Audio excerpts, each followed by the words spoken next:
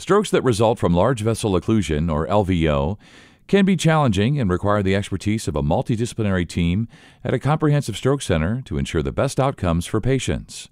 And joining me today is Dr. Maxim Mokin. He's a neurologist at Tampa General Hospital, and we're going to discuss emerging interventional approaches in acute stroke treatment.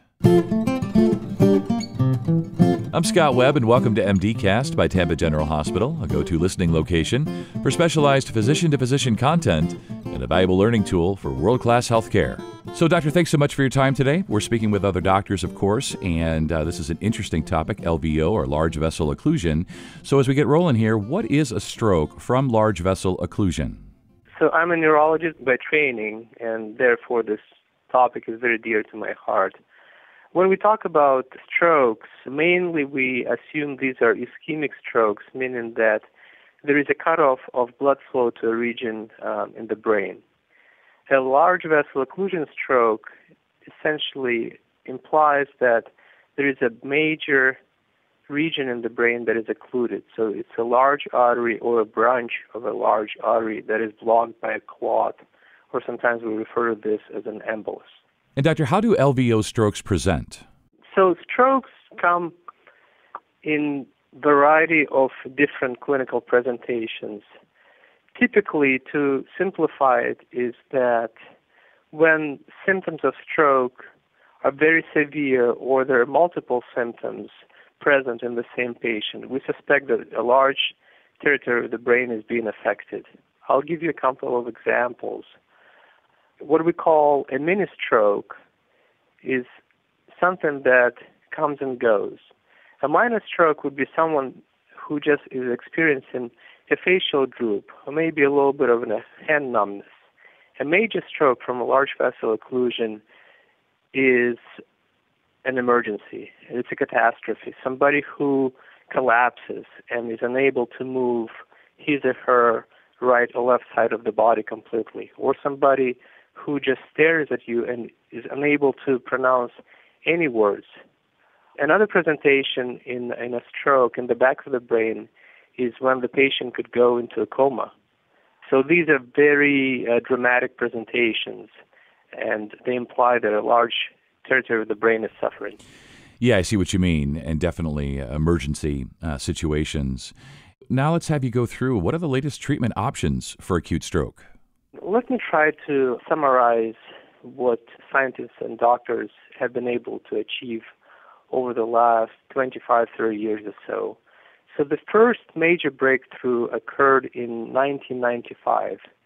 That is when an NIH-sponsored clinical trial was first published in the United States, and that led to approval of a blood medication that could be given through an IV, a clot buster medication, and it would dissolve clots. And since 1995, this treatment has been widely available, and we still use it to this day. More recently, about 7 or 8 years ago, newer treatments called thrombectomies also have proven to be highly effective. Unlike the intravenous medication that is just given through an IV, endovascular procedures are done by using small soft catheters that are put through an artery in the arm or in the leg, and with the use of X-rays, these devices are carefully navigated all the way into the brain. The doctor is trying to visualize which vessel or which branch is occluded, and then try to capture and remove those clots to restore the blood flow. The main limitation of strokes with large clots is that the intravenous medications are not always effective. Most often they're not effective simply because the clot is so large, the medication is not able to lyse it in time, to break it down in time. So these newer approaches with catheters, they mechanically remove the clot, the problem, and when it's done very quickly and effectively, that provides the best chance for a patient to recover his or her function. Yeah, and I know time is of the essence, right? They say time is brain, right? And with heart, time is heart. So when we're talking about the brain and strokes, time is really of the essence. So I want to have you talk about the differences between primary and comprehensive stroke centers. This is a concept that emerged quite a few years ago, and essentially there is tens of thousands of different hospitals in the United States alone. They can deal with stroke patients. It's the level of treatment and that these hospitals are able to provide, and that implies having certain specialists, having certain equipment, having certain dedicated units.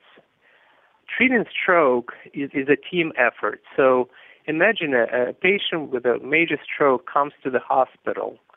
In order, as you rightfully mentioned, provide the best possible care in a timely fashion, goal number one is to diagnose and recognize stroke correctly, very quickly. Make sure that the physicians know what type of stroke we're dealing with. So it requires the right imaging equipment. Second, you have to have the right specialist. So it's a stroke neurologist who would give the intravenous medication. It's a neurointerventional team that sometimes includes a neurologist, a radiologist, or a neurosurgeon, or all of the above, to treat those strokes. After the treatment is done, ideally the patient needs to be observed in an intensive care unit with a neurointensivist who specializes in dealing with these types of strokes.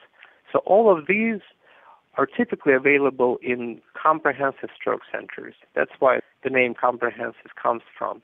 Now, hospitals that are only capable of giving one type of treatment, mainly intravenous thrombolysis, these are typically primary stroke centers.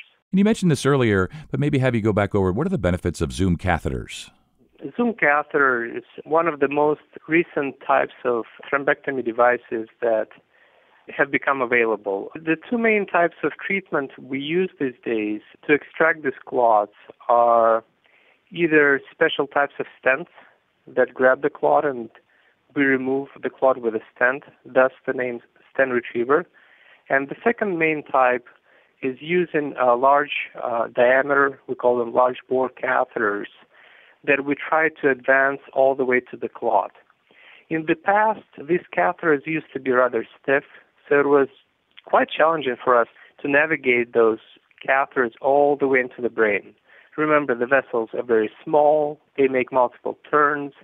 So now we have catheters that are softer, easier for us to navigate, and frankly, having devices that require less effort, that make it safer for a patient to perform the procedure, reduce time and more effectively capture the clot, lead to the better chance of having a fast and successful procedure, which is extremely important for a better chance of recovery. So a Zoom family catheter is just an example of one of the latest technological advances that we have currently at our hospital.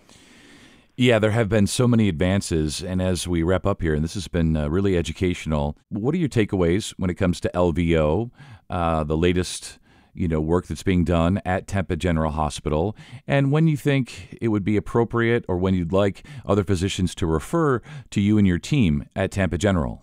We treat a variety of patients with different types of strokes at Tampa General Hospital. I think what distinguishes our teaching hospital from other surrounding places is that because we're a university-based practice, we are able to offer a variety of breakthrough treatments that could be the most recent, the most advanced devices to extract clots, such as the Zoom aspiration catheter. There's a few other ones that we currently evaluate as a part of studies because we believe that these can lead to better outcomes. There's other treatments that we're able to offer that, quite frankly, very few places in the country have available. Examples could be stem cell therapy for patients who already had a stroke or for patients who are having strokes. We have capabilities of treating patients with what's called hemorrhagic stroke, so when there is a rupture or leakage of blood from the brain. And we have several trials of minimal invasive approaches for these patients. And these are typically available to everybody else years later. When hospital and the university like ours have these studies completed, it gets approved by all the regulatory committees. So this is a very time-consuming process, so it allows us to offer those treatments when appropriate, of course, way ahead of other hospitals. Well, Doctor, thanks so much for your time and expertise today. This has been really educational, and I'm sure it has been for other physicians as well, discussing the benefits for patients, the benefits for providers to refer to Tampa General Hospital, and all the benefits to Tampa General Hospital. So thanks so much, and you stay well. All right. Thank you. It was a pleasure. That's Dr. Maxim Mokin. He's a neurologist at Tampa General Hospital. And thank you for listening to MDcast by Tampa General Hospital, which is available on all major streaming services for free. To collect your CME, please click on the link in the description. For other CME opportunities, including live webinars, on-demand videos, and local events offered to you by Tampa General Hospital, please visit cme.tgh.org. Thanks for listening. I'm Scott Webb. Stay well.